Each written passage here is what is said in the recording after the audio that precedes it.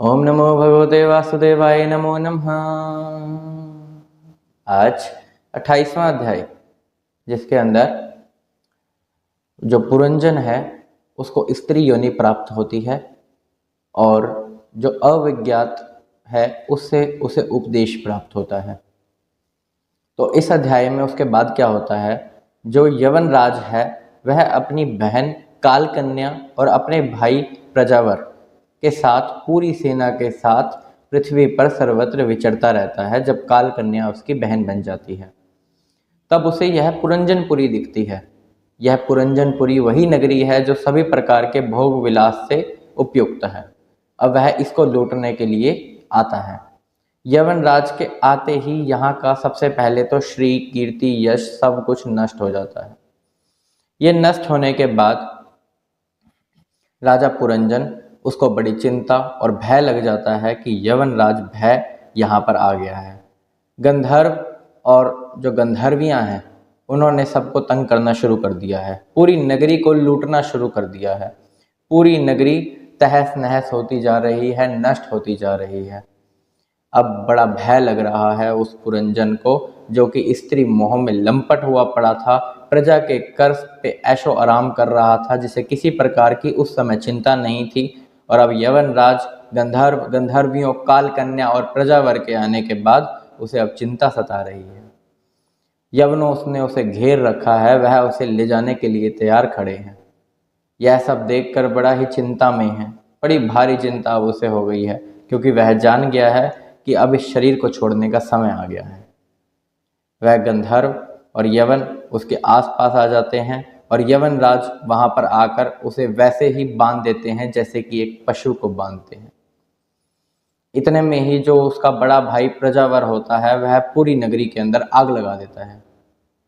अब वह उसको अपने साथ ले जाते हैं और जो सर्प है, जो बूढ़ा हो चुका है, वह देखता है कि यहाँ का राजा जा रहा है तो वह भी उसके साथ चला जाता है। जो जो उसे वहाँ रोकने का प्रयास करता है वह भी उसके साथ ही चल देते हैं। अब उसे इस प्रकार देखकर, इतनी चिंता में देखकर, इतनी व्याकुलता में देखकर ऐसे इंसान को क्या सूझ रहा होगा। लेकिन उसको क्या सूझ रहा है, उसकी भार्या, उसकी पत्नी, यानी अंत समय आ गया है। अब प्राण शरीर में नहीं रहने वाले उसके बाद भी उसे अपनी भार्या सूझ रही है। वह कहता है कि मेरी भार्या का क्या होगा, अब वह अपना पालन पोषण कैसे करेगी। वह तो मेरे बिना रह भी नहीं पाती, वह तो मेरे बिना भोजन भी नहीं करती, और कभी मैं अगर प्रदेश चला जाऊं, कभी मैं बाहर चला जाऊं तो वह मेरे बिना भोजन ना करके एक सूखे कांटे की तरह सूख जाती है। जब मैं कोई गलती करता हूं तो वो मुझे सचेत कर देती है। अब उसका पालन पोषण कौन करेगा, और उसे किसकी चिंता है, अपने पुत्र और पुत्रियों की, कि ये तो मेरे ही सहारे जी रहे हैं। अब मैं चला जाऊंगा तो अब इनका पालन पोषण कैसे होगा, ये कैसे जिएंगे। उसके दिमाग में तो यूं है कि जैसे एक समुद्र में, बीच समुद्र में एक नाव टूट जाए तो यात्रियों की जैसी हालत होती है, ऐसे ही वह सोच रहा है कि मेरे पुत्र पुत्री और भार्या की ये हालत हो जाएगी। अंत समय में उसे स्त्री का ही ध्यान है। यवन राज भय उसे अपने साथ ले जाते हैं, पशु की तरह बांधकर। अब समय वो आया है जो उसने कुकर्म किए थे उसको भोगने का, जो उसने पशुओं की बलि दी थी, हत्या की थी, अपने शिकार का शौक पूरा किया था और निर्दोष पशुओं की हत्या की थी। अब वह बदला लेने के लिए तैयार बैठे हैं। वह उसे कुठारों से काटते हैं। अंधकार के अंदर वह निरंतर ही कितने ही कष्ट भोगता रहता है बड़े ही लंबे समय तक। यह भोगने के बाद अंत समय में उसे स्त्री का ही स्मरण था, इसलिए अब उसे स्त्री योनि प्राप्त होती है। यानी फिर से वह जो जीवात्मा है वह एक शरीर में आता है, यानी वह स्त्री योनि में आ रहा है, क्योंकि भागवत जी में कहा गया है कि जो अंत समय में स्त्री का स्मरण करेगा उसे अगले जन्म में स्त्री योनि ही प्राप्त होगी। तो उस कारण से वह विदर्भ राज की कन्या के रूप में जन्म लेता है, जिसका नाम विदर्भी रखा जाता है। वह बड़ी ही सुंदर कन्या होती है। जब विदर्भी यानी विदर्भ नंदनी बड़ी हो जाती है, विवाह के योग्य हो जाती है, तो विदर्भ राज घोषणा करते हैं कि जो राजा सबसे शक्तिशाली होगा वह इसको वर कर ले जाएगा, यह इससे विवाह करेगा। तो राजा मल्लध्वज यह वही राजा हैं जिन्होंने सभी राजाओं को परास्त कर सभी में शक्तिशाली अपने आप को साबित कर इस विदर्भ नंदनी से विवाह किया था। विदर्भ नंदनी से विवाह करने के बाद वह इससे एक श्यामलोचना कन्या और 7 छोटे पुत्र उत्पन्न करते हैं। जो 7 छोटे पुत्र होते हैं वही द्रविड़ देश के राजा होते हैं और यह फिर आगे बहुत से पुत्र उत्पन्न करते हैं। और जो पतिव्रता कन्या होती है वह बड़ी ही व्रतशील होती है, व्रत रखती है, उपासना करती है। तो इस प्रकार वह कन्या जो थी उसका विवाह होता है अगस्त्य ऋषि के साथ। अगस्त्य ऋषि से दृढ़ अच्युत नामक उनका पुत्र होता है और आगे इद्धम विवाह होता है दृढ़ अच्युत का। अब जब राजा राज्य करते हैं और कुछ समय के पश्चात वह यह निश्चय करते हैं कि वह सारा राज्य, धन, संपत्ति, भोग विलास, सुख दुख सब कुछ छोड़कर उन्हें मल्य पर्वत पर जाने का निश्चय होता है। अब वह मल्य पर्वत की ओर चल देते हैं। उनकी पत्नी भी उनके साथ, जो कि विदर्भ नंदनी है, वह भी चल पड़ती है। वह वहां जाकर श्री कृष्ण की आराधना करते हैं। श्री कृष्ण भगवान की आराधना में पूरे मगन हो जाते हैं। इतने लंबे समय की उपासना, और वो भी वह क्या खाते पीते हैं, कंद, मूल, फल, पुष्प इत्यादि का सेवन करते हुए, जल पीते हुए और नित्य प्रति नदियों में स्नान करते हुए। नदियां हैं ताम्रपर्णी, वटोद और चंद्रवसा। इन 3 नदियों में वह नित्य प्रति स्नान करते, अपने आप को स्वच्छ रखते और बड़ी ही कड़ी उपासना करते, बड़ी ही श्रद्धा और भक्ति से भगवान श्री कृष्ण में आराधना रखते, उनका ही नाम जप करते और आसन धारण करते। आसन धारण करते हुए बहुत ही लंबे समय तक वह भक्ति करते हैं। वह उन्हें अब ये भी सुध नहीं रहती कि उनका भी अपना शरीर है, क्योंकि वह अपने आत्मा को पर ब्रह्मा में और पर ब्रह्मा को ही आत्मा में मान रहे हैं। इनमें वह भेद नहीं कर रहे, तनिक भी भेद नहीं कर रहे, और पूरे शांत हो जाते हैं इसी अवस्था के अंदर।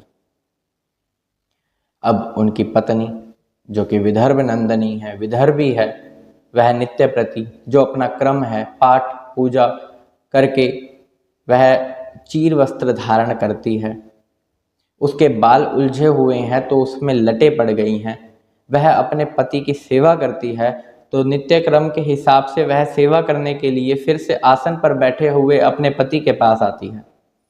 उसे नहीं पता इस बात का कि उसके पति अब रहे ही नहीं, वह पूरे तरीके से शांत हो चुके हैं, अब उनमें प्राण नहीं है। तो वह उनकी सेवा कर रही होती है, तो वह देखती है कि उनके पाँव में गर्मी अब है ही नहीं। तब वह व्याकुल हो उठती है और उसे पता चलता है कि इनके अंदर अब प्राण ही नहीं है। बड़ा रोती है, बड़ा बिलखती है, बड़ा विलाप करती है कि उठिए उठिए, मेरा क्या होगा, मैं इस वन में अकेली क्या करूँगी, मुझे इन राजाओं से कौन बचाएगा, मेरी रक्षा कौन करेगा, उठिए। उसको पकड़कर, जो शव है उसको पकड़कर बड़ा ही रोती है, बड़ा ही बिलखती है। तत्पश्चात वह लकड़ियों की एक समाधि बनाती है, उस पे उसका शव रखती है अपने पति का, और उसे अग्नि के अंदर लीन कर देती है। और रोती हुई यह निश्चय करती है कि अब मैं सती बनूंगी। वह सती बनने का निश्चय धारण कर लेती है। अब वहाँ पर एक ब्राह्मण आते हैं। यह ब्राह्मण कौन है वह सुनिए। ब्राह्मण आकर कहते हैं कि तुम कौन हो, यह जो शव है यह किसका है, और यह तुम्हारा क्या संबंध में है। तुम्हें पता है मैं कौन हूँ? मैं वही अविज्ञात नाम का मित्र हूँ जिसे छोड़कर तुम आ गए थे। यह जो शुरुआत हुई थी यह यहाँ से नहीं हुई थी। यह शुरुआत हुई थी कि हम एक टाइम पर हंस थे, हम दोनों ही हंस थे। लेकिन तुम क्या चाहते थे? तुम चाहते थे पृथ्वी के भोग भोगना, तो तुम पृथ्वी पर आते हो। वहाँ पृथ्वी पर मैं तुम्हारा अविज्ञात नाम से मित्र होता हूँ। इसका वर्णन अविज्ञात नाम का मित्र 25वें अध्याय में किया जा चुका है पुरंजन पाख्यान के अंदर। और मैं वही तुम्हारा मित्र हूँ जिसको छोड़कर तुम चले जाते हो भोग भोगने की इच्छा से, और तुम्हारा नाम तब पुरंजन होता है, तब तुम एक पुरुष होते हो। फिर तुम एक ऐसी नगरी देखते हो जो बड़ी ही सुंदर है, जिसके 9 द्वार हैं, और उस सुंदर नगरी के अंदर तुम चले जाते हो। वहाँ तुम्हें एक बड़ी सुंदर कन्या दिखती है, स्त्री दिखती है, उससे तुम विवाह कर लेते हो। फिर उसके साथ बड़े ही वर्षों तक तुम वहाँ पर भोग भोगते हो, उसमें और उसकी तुम में बड़ा ही प्रेम होता है, बड़ी ही रुचि होती है, और तुम्हें किसी चीज़ की सुध नहीं रहती। तुम आत्मा और परमात्मा में अंतर भूल जाते हो और पशुओं की हत्या करते हो और बड़े ही निर्दयी राजा बन जाते हो। फिर जो तुम्हारी दुर्दशा होती है, उस समय भी तुम्हें मेरा ध्यान नहीं आता कि तुम्हारा एक अविज्ञात नाम का पुरुष भी है, दोस्त भी है, मित्र भी है, लेकिन तुम उसी चीज में लगे हुए हो, उसी वजह से तुम्हारी यह दुर्दशा हुई। उसके बाद अंत समय में स्त्री का स्मरण होने के कारण तुम्हें स्त्री का ही जन्म मिला। अब जो तुम सती बनने का निश्चय कर रहे हो, ना तुम सती हो, ना तुम पुरंजन हो, तुम तो हंस हो, और हम हंस का जोड़ा थे शुरुआत में, लेकिन तुम्हें तो भोग विलास करने थे, उसलिए तुम पृथ्वी पर आए थे। ना तो तुम पुरंजन हो, ना ही तुम इस विदर्भ की पत्नी हो, विदर्भ राज की पुत्री हो, और ना ही तुम जो ये मल्य ध्वज है इससे तुम्हारा विवाह हुआ है, ना तुम इसकी पत्नी हो, और ना ही तुम उस स्त्री के द्वारा फंसाए हुए, पुरंजनी के द्वारा फंसाए हुए पुरंजन हो। तुम हो तो वो हंस, मैं जो ईश्वर, यह बता रहा हूं तुम्हें, संकेत दे रहा हूं तुम्हें कि जो तुम कर रहे थे वह सब हो चुका है।